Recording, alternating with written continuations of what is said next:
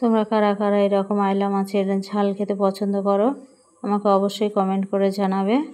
আমার খুব পছন্দের মাছ। আমরা প্রথমে আইলা মাছটাকে ভালো করে ধুয়ে নেব, তারপর দিয়ে দেবো লবণ আর হলুদ গুঁড়ো। এবার এটাকে ভালো করে আমরা মাখিয়ে এক পাশে রেখে দেবো। এখানে আমরা নিয়ে নিয়েছি পেঁয়াজ কুচি আর টমেটো, এটাকে আমরা পেস্ট বানিয়ে নেব। নিয়ে নেব সাদা সর্ষে, কালো সর্ষে আর কাঁচা লঙ্কা, এটারও একটা পেস্ট বানিয়ে রেখে দেবো। কড়াই গরম করে দিয়ে দেবো সর্ষের তেল।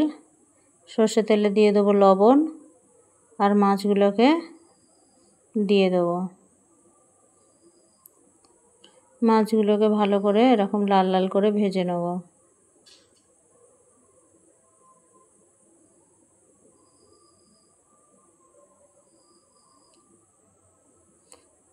মাছগুলো ভাজা হয়ে গেলে মাছগুলোকে আমরা তুলে নেব। তারপর কড়াইতে আর একটু সর্ষের তেল দিয়ে দেবো কাঁচা লঙ্কা আর এই বানিয়ে রাখা পেস্ট। এবার মশলাটাকে আমরা ভালো করে একটু নাড়তে থাকবো। তারপর দিয়ে দেবো আদা রসুন পেস্ট। এটাকেও আমরা ভালো করে মশলার সঙ্গে মিশিয়ে নেব।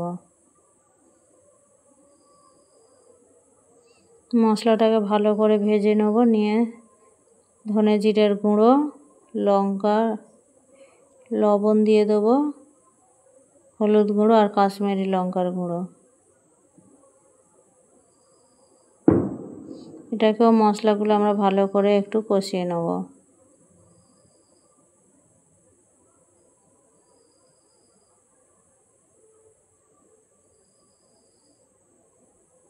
আমরা অল্প জল দিয়ে মশলাটাকে একটু ভালো করে মিশিয়ে নেব। এইভাবে জল শুকনো করে ভালো করে মশলাটাকে আমরা একটু কষিয়ে নেব।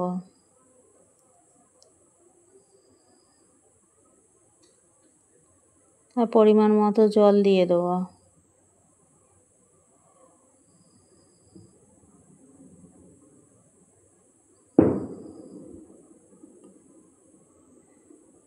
এটাকে ঢাকনা দিয়ে ঢেকে রাখবো। 5 থেকে 10 মিনিট পর যখন ফুটে উঠবে তখন আমরা এর মধ্যে দিয়ে দেবো ভেজে রাখা মাছটাকে। আপনাদের যদি এই রকম রেসিপিগুলো ভালো লেগে থাকে তাহলে অবশ্যই আমাকে লাইক, কমেন্ট, শেয়ার করবেন।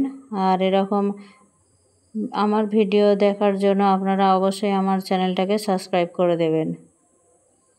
এরপর আমরা দিয়ে দেবো সেই সর্ষের পেস্টটাকে।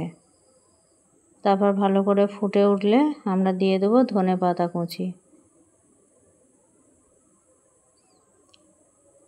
এবার এটাকে আমরা 5-10 মিনিটের জন্য ঢাকনা দিয়ে ঢেকে ভালো করে ফুটিয়ে নেব। এবার রেডি আমাদের আইলা মাছের ঝাল। অবশ্যই তোমরা বাড়িতে বানিয়ে ট্রাই করবে।